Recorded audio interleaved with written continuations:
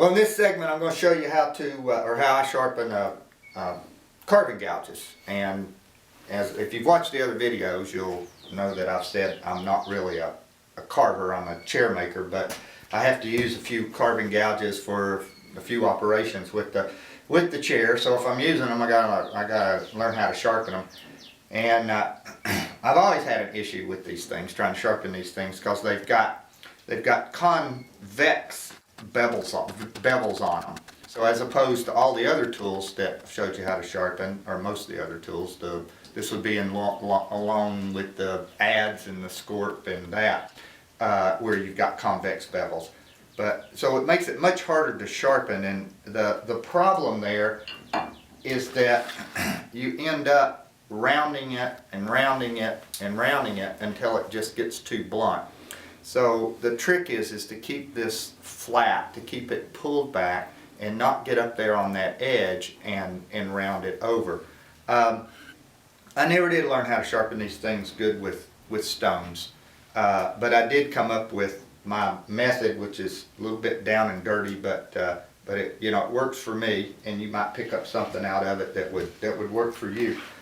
So the first thing I'll use, I'll grind it with this 100 grit wheel right here, and then I'll take it over to this wheel right over here, which is the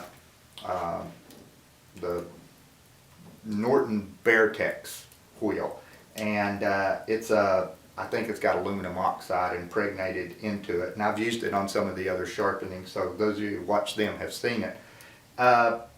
And I'll take it there, and then I'll take it to the buffer. But the danger with doing it this way, of course, is, like I said, is rolling that edge over. So you've really got to watch that. So I'll go ahead and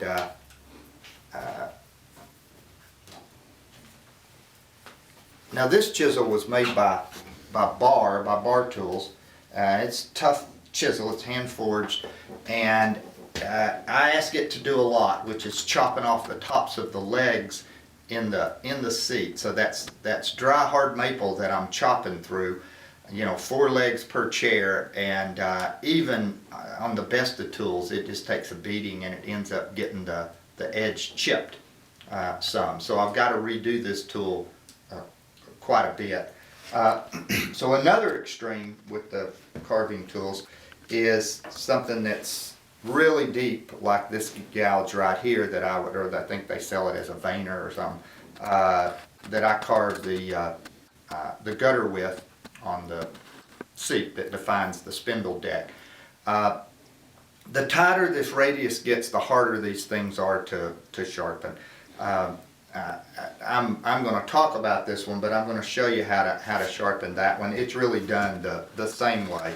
But one thing that's unique about this particular tool is I've pulled that bevel back. Not the bevel, the cutting edge is angled right like this. And I believe, I don't know who I picked that up from, Alan Breed, I believe, does that.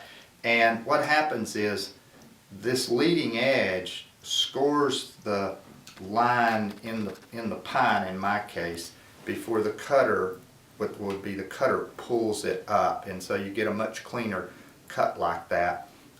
Once again, tricky to sharpen, but if you use the same method that I'm going to show you right here, then you should get some good results. So, okay, oh yeah, well, did you see that? I just banged it against that metal right there, so now I really got to sharpen the thing.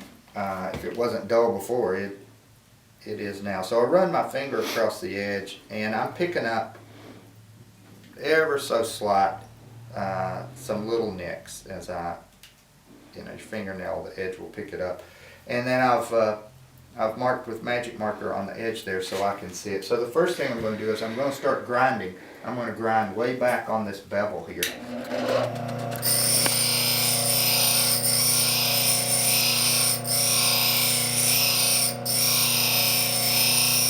Then I'm going to slowly ease up to the front edge, but watching that black line and stopping just when I get there.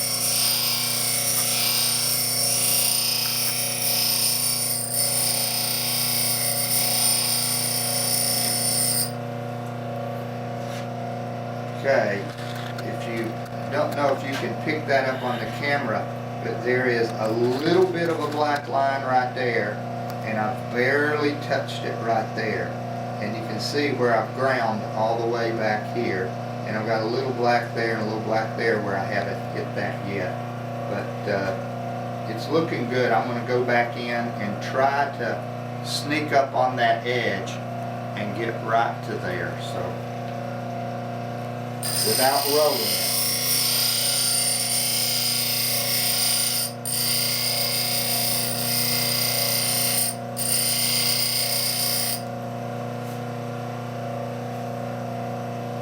Okay, so now I've got it. I should be able to feel a burr all the way across that edge right there if I've ground right up to it.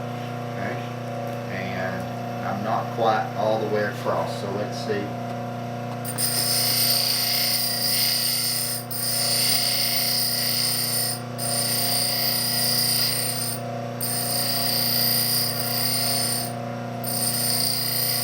So I've got a real light touch there at the end.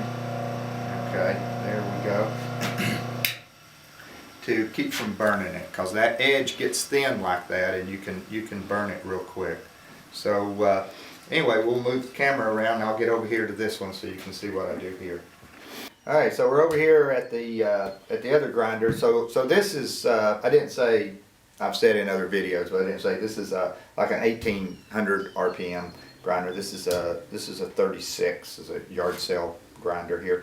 And so I've got this Norton Beartex wheel, like I said, which is aluminum oxide, I believe, in there. And the action is going to be about the same as over on this grinder, right like this. And you certainly got to be very careful to keep it angled down.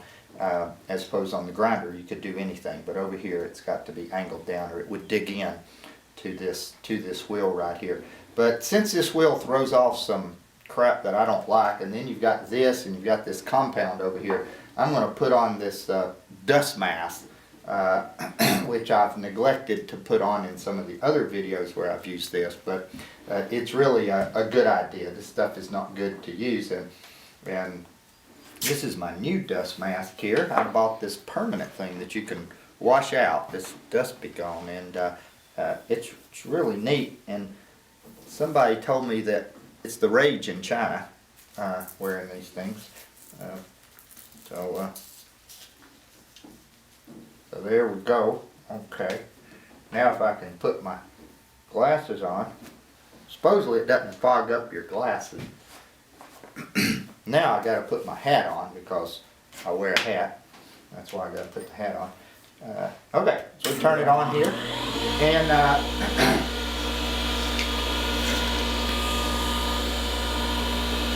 going to mark the edge. I can see when I'm getting there.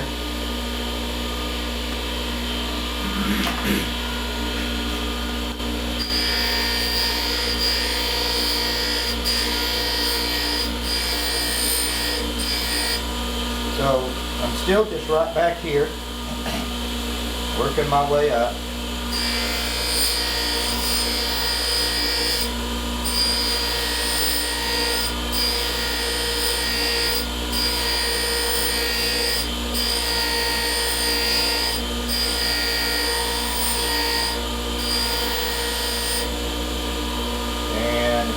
See, there's a little bit of black left right on the edge, so I've eased right up to it.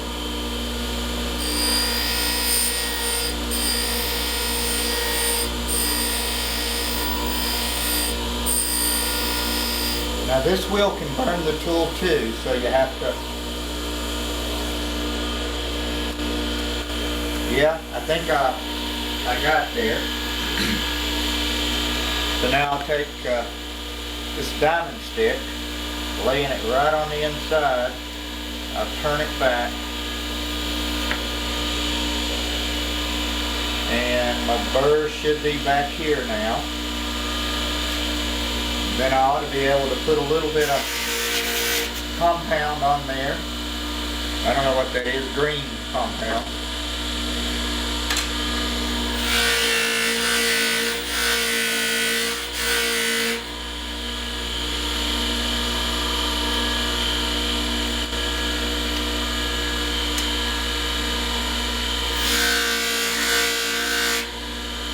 see what I got.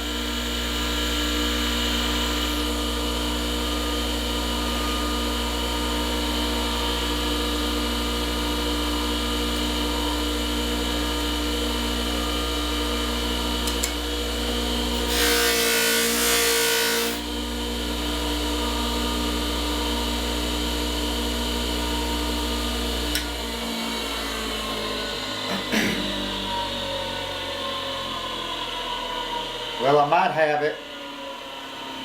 We'll check it out. If you've watched a lot of these, you know that I always check out the edge on a piece of in-grain white pine usually, because it's one of the most difficult woods to cut clean because it's so soft. So we'll go over here where I have a block mounted and try it out. Okay, so we'll check this out here, see what it looks like.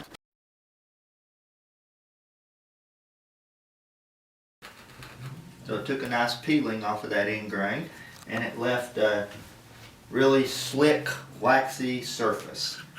So be ready to go to work.